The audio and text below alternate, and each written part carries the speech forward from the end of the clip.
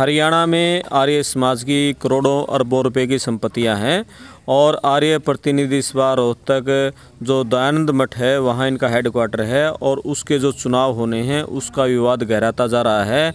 कल रोहतक में आचार्य योगेंद्र ने आरोप लगाया कि जो आर्य प्रतिनिधि सभा है उसकी करोड़ों रुपए की संपत्ति पर कुछ लोग कब्जा करना चाहते हैं। तो आचार्य राजेंद्र जी हमारे साथ हैं, काड़वा गुरुकुल के संचालक हैं, इनसे उस विषय में बात करते हैं। गुरुजी नमस्कार। नमस्कार जी। ये पूरा विवाद है जो आर्य प्रतिनिधि सभा रोहतक का, ये बताइए क्या मामला है? ये मामला ये है कि लोगों ने जो असली आर्य समाजी थे उन लोगों की 1200 वोटें काट दी हैं 2700 में से, और वो अपने इस काम को आगे बढ़ाने के लिए, कब्जा करने के लिए, ऐसी ये उनकी भावना है, इसलिए ऐसा वो कर रहे हैं जी। और ये राजनीतिक लोग हैं और राजनीतिक लोगों ने अपनी राजनीति का लाभ लेते हुए सरकारी कर्मचारियों को अपने दबाव में लेते हुए या उनको भय दे करके उनसे सारा काम ये करवा रहे हैं। जी, कौन है अभी प्रशासक, कौन है उसके?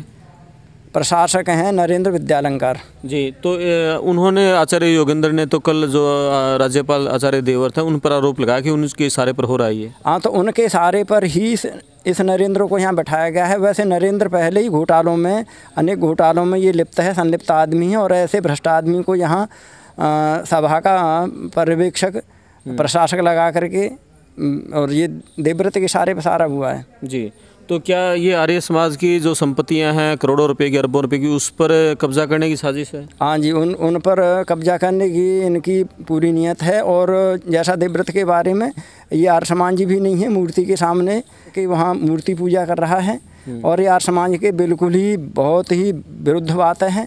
और ये यहाँ इसको तो आर्य समाज तुरंत छोड़ देना चाहिए। आर्य समाज के गुरुकुल का आचार्य कहना छोड़ देना चाहिए इसने। आचार्य तो वो वास्तविकता ये है कि वो आचार्य शब्द का अर्थ ही नहीं जानता।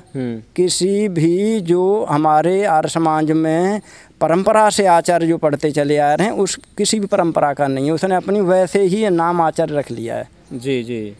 तो ये बताओ, जैसे एक कल आचार्य योगेंद्र ने आरोप लगाया रोहतक में कि एक डीएन कॉलेज होता था कुरुक्षेत्र में, वो ख़त्म कर दिया गया है और कुछ संपत्तियों को निजी संपत्तियों में बदला जा रहा है। हाँ जी, हाँ जी, ऐसा ही है ये, क्योंकि इनका कब्जा बढ़ता जा रहा है और ये अपनी कमेटियाँ बना करके बैठा लेते हैं। वैसे वास्तविकता ये है कि ये सारी संस्थाएं जो आपने नाम लिए हैं ये दयानंद मठ रोहतक की हुआ करती थी। इन्होंने अपना निजी कब्जा कर लिया है। कोई समय ऐसा था इस प्रकार की बड़ी बड़ी 90 संस्थाएँ थीं, आज मुट्ठी पर संस्थाएं रह गई, सब लोग कब्जा करके बैठ गए और 2-4 जो रह रही हैं अब ये बैठने के मूड में है जी। और जो वोट काटे गए हैं उनमें कुछ पूर्व प्रधानों की वोट भी काटे हैं? हाँ जी, हाँ जी। कौन कौन है उसमें? आपकी वोट कटी है क्या? खैर मैं तो प्रधान नहीं था।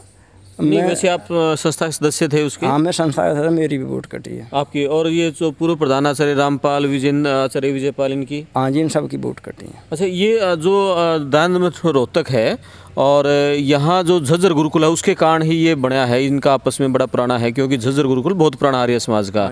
तो झज्जर गुरुकुल के आचार्य की भी वोट काटी है? हाँ जी, झज्जर के जो भी आचार्य को देखा है कि ये आर्य समाजी लोग हैं उन सब की काट दी प्राय से। अच्छा, मूल आर्य समाजों की वोट? हाँ, मूल आर्य समाजियों की काट करके, और जन आर्य समाज को कहाँ ले जाना चाहते हैं।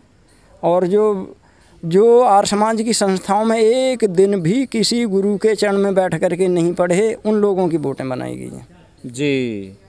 तो ये सब कुछ एक साजिश के तहत? क्या? हाँ जी, सब साजिश है। ये संपत्तियों में कब्जे की नियत है नहीं सबकी। जी जी जी।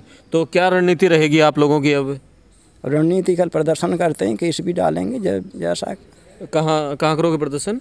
प्रदर्शन रोहतक में करेंगे। रोहतक में करोगे? हाँ जी जी। तो जो ये संस्थाएं बनी हैं ये तो समाज के सहयोग से बनी हैं, साधुओं ने बड़ा तप करके, मेहनत करके बनाई हैं? ये साधुओं ने उस समय मेहनत की है जबकि लोगों के पास खाने के लिए दाने नहीं होते थे, पहनने के लिए कपड़े नहीं होते थे, पढ़ने के लिए विद्यालय नहीं होते थे, चलने के लिए रास्ते नहीं होते थे। ऐसे समय में हमारे पूर्वजों ने इसको थोड़ा थोड़ा अन्न करके, मांग करके संस्थाएं स्थापित की हैं। आज इनका भारी दुरुपयोग हो रहा है। और वास्तविकता यह है कि ये संस्थाएं लोगों ने और आचार्यों ने दोनों ने वेद विद्या की रक्षा के लिए की थी। इनका नाम गुरुकुल रखा था। गुरुकुल उसको कहते हैं जहाँ पर वेद विद्या की रक्षा की जाए, व्याकरण पढ़ाई जाए, संस्कृत पढ़ाई जाए।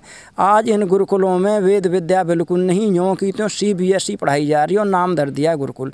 इतना बड़ा धोखा संसार में कहाँ होगा कि गुरुकुल के नाम पर CBSE और इतना कॉमर्शियल तो ये आज के विद्यालय भी नहीं, इतनी भारी वहाँ फीस ली जाती है। हमारे गुरुकुल निःशुल्क चलते हैं और वेद विद्या की रक्षा की जाती है, इनमें एक में भी नहीं पाएगा। तो ये दयानंद मठ रोहतक ये किसने स्थापित किया था?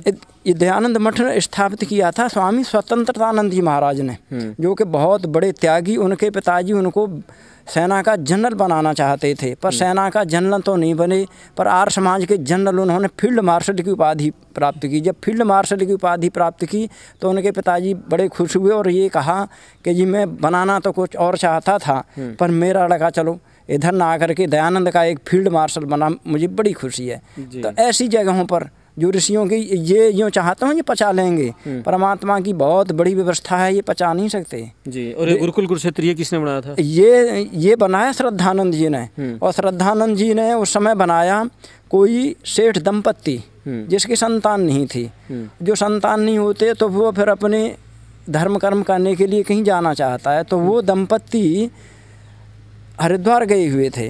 तो हरिद्वार गुरुकुल कांगड़ी का उस समय उत्सव था, तो बहुत जनता कांगड़ी के उस समय जा रही थी। तो उस सेठ दंपत्ति ने पूछी आप लोग कहाँ जा रहे हैं, क्या हम भी आपके साथ चल सकते हैं? बोले हम गुरुकुल कांगड़ी के उत्सव पर जा रहे हैं जो स्वामी दयानंद जी ने बनाया हुआ है, और वहाँ तो कोई भी जा सकता, आप भी चलो।